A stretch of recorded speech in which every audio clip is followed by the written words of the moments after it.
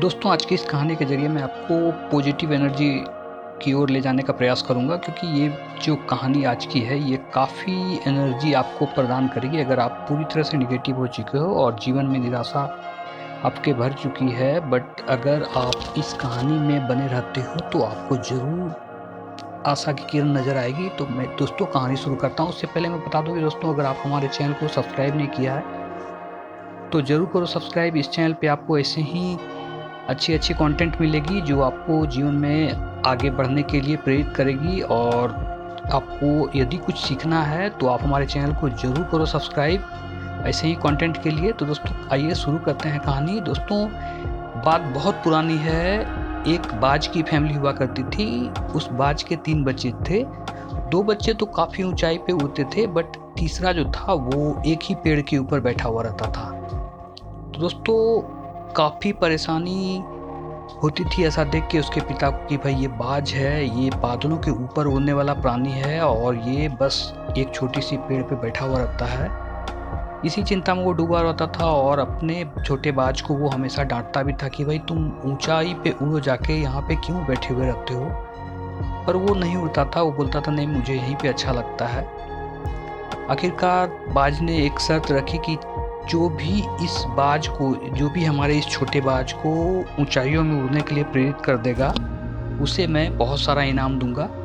कई लोग आए, बहुत सारे लोग आए और बहुत प्रेरित किए बाज को उड़ने के लिए, बट बाज नहीं उड़ा, उसी जगह पे बैठा हुआ रहा। उससे कुछ भी फर्क नहीं पड़ता था, कोई भी कुछ भी बोले, बट वो एक ही जगह पे बैठा हुआ रहता था और वो ऊंचाई पे उड़ने के लिए तैयार ही नहीं था। वो बोलता था नहीं, मुझे यहीं पे अच्छा लगता है, मैं इतने से ही खुश हूँ, मुझे आगे नहीं बढ़ना है, मुझे ऊंचाई पे नहीं उड़ना है।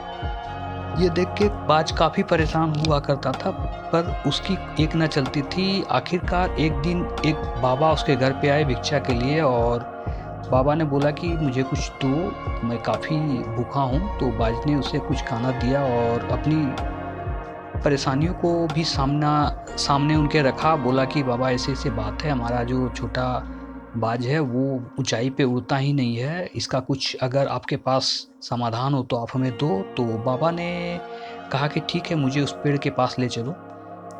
तो बाबा को जैसे ही वो पेड़ के पास ले गया, बाबा बड़े ही ध्यान से उस पेड़ को देखा और बोला कि सॉल्यूशन तो सामने ही खड़ा है और आप इतने दिन से परेशान हो। तो सभी को आश्चर्य लगा कि भाई समाधान सामने कैसे खड़ा है। तो बाज ने कहा कि बाबा, मुझे कुछ समझ में नहीं आया कि आप क्या कह रहे हो, सामने समाधान है पर मुझे तो ऐसा कुछ दिख नहीं रहा है। तो बाबा ने कहा कि एक लकड़हारे को बुलाओ सबसे पहले।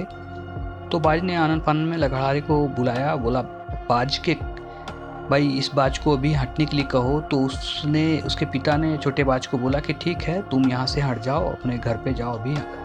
बाज को वहाँ से हटाया गया और बाबा ने कहा कि चलो इस पेड़ को काट दो अब। तो बाज को काफ़ी आश्चर्य हुआ, क्योंकि वो तो जानता था कि यहाँ पे उसका छोटा लड़का जो है ये इसी डाल पे बैठा हुआ रहता है। तो वो बाबा को बोला कि बाबा, इससे क्या समाधान होगा, इससे तो और भी दिक्कत हो जाएगी।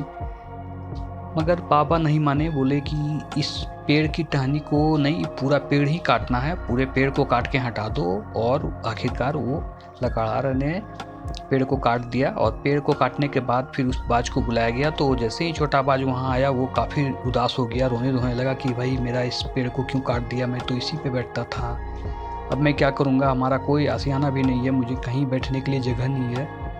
इसी तरह करके बाज काफ़ी परेशान रहा कुछ दिनों तक। मगर कुछ दिनों के बाद वो आखिरकार उड़ने लगा और काफ़ी ऊँचाइयों पे उड़ने लगा। और ये देख के उसका जो बाज पिता था वो काफ़ी खुश हुआ। तो दोस्तों, ऐसा ही होता है, अगर आपके पास भी कोई पुरानी अपॉर्चुनिटी आपके पास थी, अगर वो छूट गया तो आप उसको लेके मत बैठो। आप उससे भी ऊँचा उड़ने का प्रयास करो और उसको अपने मन में सबसे पहले तो काट के हटाओ। कई बार ऐसा होता है कि हमारी कुछ भी चीज़ छूट जाती है तो हम उसी को लेके बैठ जाते हैं, पर ऐसा नहीं करना चाहिए। तो दोस्तों, उम्मीद करता हूँ ये वीडियो आपको पसंद आएगा। वीडियो यदि पसंद आया तो चैनल को ज़रूर करो सब्सक्राइब। मिलते हैं दोस्तों अगले वीडियो में, तब तक के लिए राधे राधे।